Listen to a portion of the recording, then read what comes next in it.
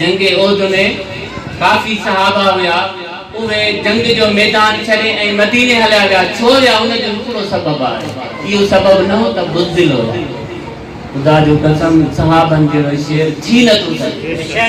जेको अल्लाह जो शेर हुजे, अल्लाह उन्हनि खे पंहिंजे दीन जे लाइ मुंतखब करे ऐं पंहिंजे जान जा नज़राना ॾियनि, पंहिंजा नंढा ॿार बि जिहाद जे लाइ पेश कनि त उहे जिहाद खां कीअं था ॾियनि।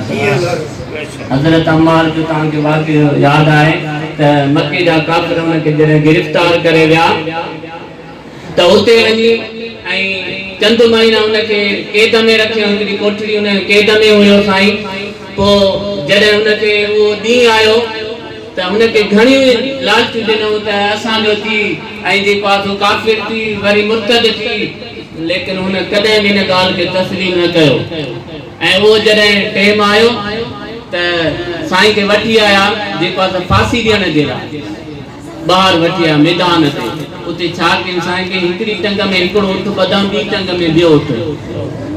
जॾहिं साईं ॿाहिरि अचनि था त काफ़िरनि खे फरमाइनि था, हे काफ़िर मां तव्हां खां डिॼा कोन थो, मां अल्लाह जो शेर आहियां। मूंखे हिकिड़ी ॻाल्हि जो वकण ॾियो, मां मूंखे बरकात नफ़िल पढ़ण ॾियो।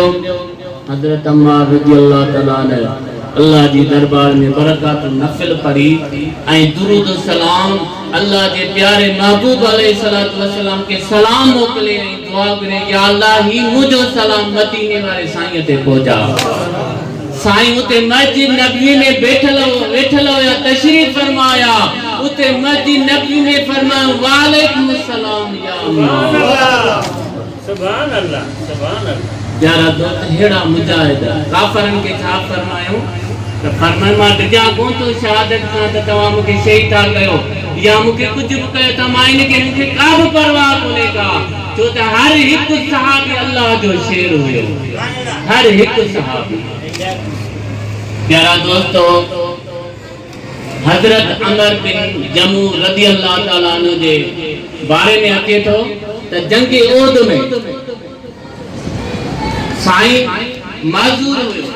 जन अल्लाह जे महबूब अलैहिस्सलातु वस्सलाम जे मुअज्जिन जो मुनादी जो हज़रत बिलाल जो आवाज़ ॿुधाई, देर न कई पंहिंजा 4 फर्ज़ंद उहे बि मोकिले छॾे जिहाद जे लाइ। पाण जेका साज़ो सामान खणी जिहाद जे लाइ तयारु थियो आहे।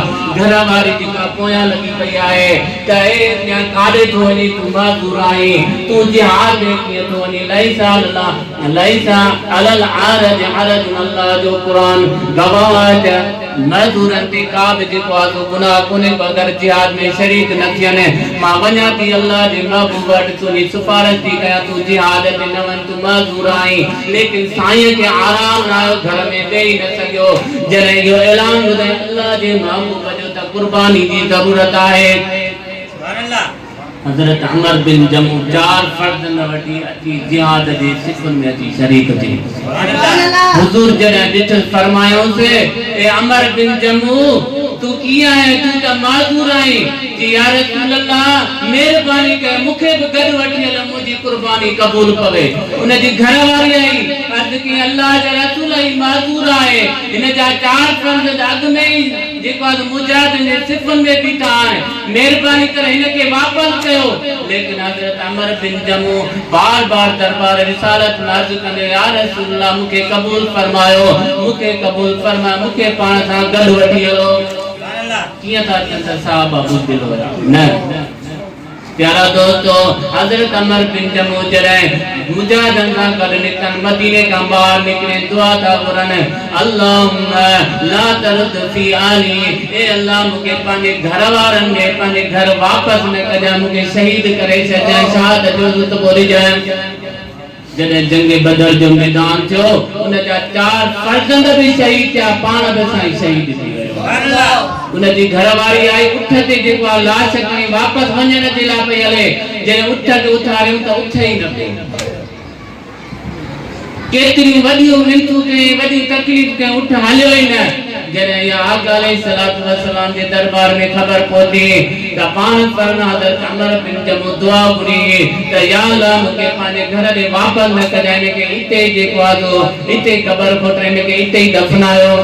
हज़रत अमर बिन जमू जी दुआ क़बूल थी पाण जेका 4 फर्ज़न जंग ओहद में मुसलमाननि जी वॾी शिकस्त जो सबब छा हो अल्लाह ताला कुरान में ज़िक्र कयो उन में 70 सहाबा शहीद थिया साईं जो चाचो हज़रत हमज़ा रज़ी अल्लाह ताला अन्हु वॾी बेदर्दी सां काफ़रनि उन जो हिकिड़ी औरत आई गुस्ताखी साईं जो जेका ज़िक्र कढी उन चॿारियो हो ऐं सहाबनि जो मुसलो कयो इन जो कुरान में आहे ऐं जेके सहाबी 70 शहीद थिया ऐं ॿिया जेके मदीने में हलिया विया उन्हनि सां साईं हज़रत उमर फारूक हुओ उहो बि साईं मदीने वञी पहुतो उन जो सबब छा इहो तव्हां हिकिड़ो नुक़्तो जेको यादि करे छॾिजो मथां को सहाबा जो गुस्ताख सहाबनि ते आंगुर खणे जेको आहे इहे बि दलील कुरान हदीस मां आहे कुरान मां दलील आहे सहाबा बुज़दिली जे करे न भॻा छो विया मदीने उन जो मां तव्हांखे सबब ॿुधायो